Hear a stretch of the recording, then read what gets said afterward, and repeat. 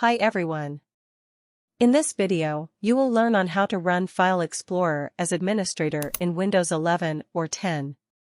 File Explorer, also known as Windows Explorer or Explorer, is a file and folder browser available in every version of Windows, including Windows 11 and 10.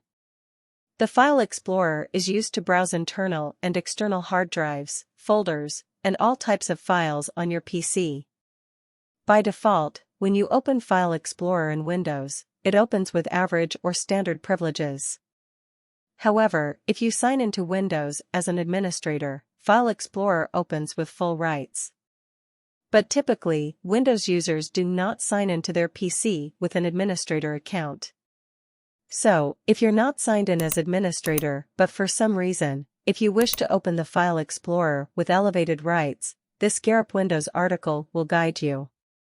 How to open or access File Explorer in Windows 11 or 10 as an administrator.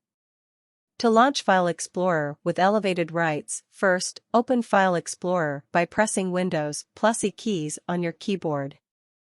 Then, navigate to the C:\Windows directory or folder. After that, locate the Explorer app and right-click on that. From the available options, select Run as Administrator. That's it. File Explorer will now open with admin privilege. How to run File Explorer using Task Manager in Windows 11 and 10 as administrator. You can even run File Explorer as administrator on Windows 11 or 10 using Task Manager. To do that, first, open Task Manager. Then, click on the Run New Task in Windows 11 22H2. In earlier release, you need to click the File menu and then select Run New Task option.